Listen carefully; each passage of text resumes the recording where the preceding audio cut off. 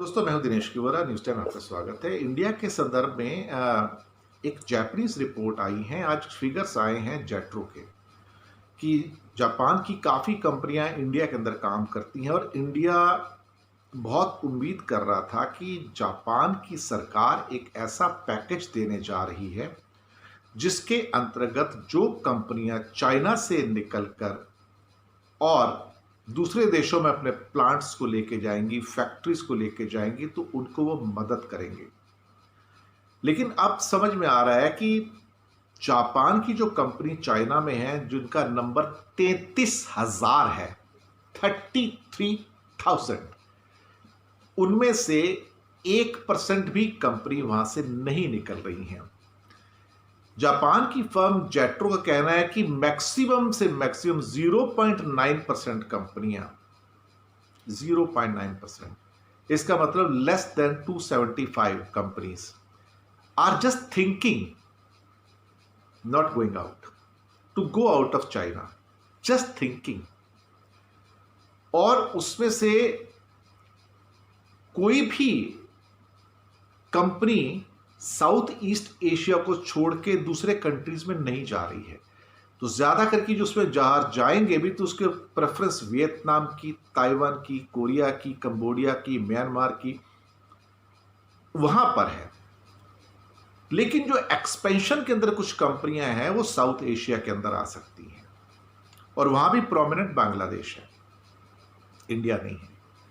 तो एक तरह से देखा जाए तो इंडिया बहुत उम्मीद कर रहा था कि उसको एक काफ़ी कंपनियां जापान की जो हैं चाइना से निकल के सर हमारे पास ही आएंगी। तो शायद कुछ इंडियन जो माइंड्स हैं, जो बिजनेस माइंड्स हैं या ऊपर एडमिनिस्ट्रेटिव माइंड्स हैं, वो कुछ भूल कर रहे हैं। उन्हें एक बात नहीं समझ आता कि जापान जिस सिद्धांत पे काम करता है इंडस्ट्री में, which is called JIT, just in time, यानी कि उनकी supply chains minute by minute की एक प्रेसिशन के ऊपर चलती है पूरी दुनिया में। और ये प्रेसिशन उनको वियतनाम में मिलता है, कोरिया में मिलता है, ताइवान में मिलता है, चाइना में मिलता है, कंबोडिया में भी मिल जाता है, थाईलैंड में मिलता है। लेकिन ये प्रेसिशन उनको इंडिया में नहीं मिलता है।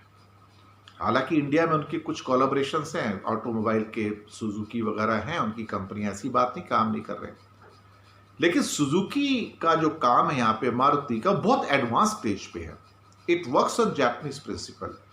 लेकिन समस्या ये है कि जो बाकी सारे के सारे जो हमारी इंडस्ट्री है वो कहीं से भी जापानीज प्रिसिशन पे नहीं चलती है।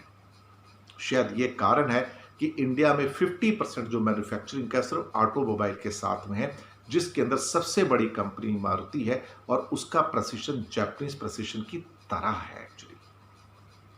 लेकिन बाकी जो इंडिया का सारा मैन्युफैक्चरिंग सेक्टर है, it is nowhere near to the Japanese quality standards. ये क्वालिटी स्टैंडर्ड उनको चाइना में, वियतनाम में, कंबोडिया में मिल जाते हैं, कोरिया में मिल जाते हैं, ताइवान में मिल जाते हैं, इंडिया में नहीं मिलते।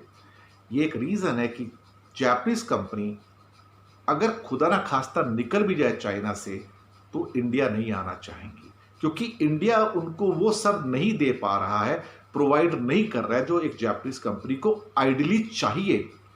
और ज्यादा करके जो ताइवान या वियतनाम चली जाएंगी, मैं आपको बताऊं, क्योंकि वहां पे उनको प्रेसिशन मिलता है। ये फर्क है वर्क कल्चर का। And I think it's a very big jolt for India कि इंडिया ऑटोमेटिक रूट से समझ रहा है कि मेरे पास आने शुरू हो जाएंगे। नहीं आएंगे सर।